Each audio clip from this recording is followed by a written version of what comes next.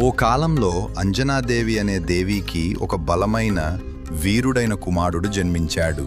ఆ బాలుడే హనుమంతుడు.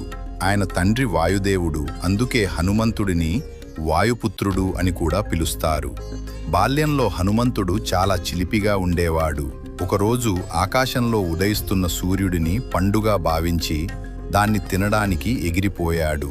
ఈ దృశ్యం చూసి దేవతలు ఆశ్చర్యపోయారు. చివరికి ఇంద్రుడు తన వజ్రాయుధంతో హనుమంతుడిపై ప్రహారం చేశాడు. దాంతో హనుమంతుడు భూమిపై పడిపోయాడు. ఇది చూసి వాయుదేవుడు కోపంతో గాలిని ఆపేశాడు. అప్పుడు సర్వలోకాలు కష్టాల్లో పడ్డాయి. దేవతలు వచ్చి హనుమంతుడికి అనేక వరాలు ఇచ్చారు. అతను అమరుడు, అజేయుడు, అపారమైన శక్తి కలవాడు అయ్యాడు. కాలం గడిచాక హనుమంతుడు శ్రీరాముడు సేవలో చేరాడు. రాముడు తన భార్య సీతను రాక్షసరాజు రావణుడు అపహరించినప్పుడు హనుమంతుడు లంకకు వెళ్లి సీతమ్మను కనుగొన్నాడు. అతను తన శక్తితో సముద్రాన్ని దాటి లంకలో ప్రవేశించి సీతమ్మకు రాముడి సందేశం అందించాడు. ఆ తరువాత లంకను దహనం చేసి తిరిగి వచ్చాడు.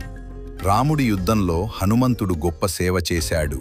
ప్రత్యేకంగా లక్ష్మణుడు గాయపడినప్పుడు హనుమంతుడు హిమాలయాలకు వెళ్లి సంజీవని ఔషధాన్ని తీసుకువచ్చి అతని ప్రాణాలను కాపాడాడు. హనుమంతుడు భక్తి, ధైర్యం, నమ్మకం, సేవలకు ప్రతీక. ఆయన కథ మనకు ధర్మం, సేవాభావం, భక్తి విలువలను నేర్పుతుంది.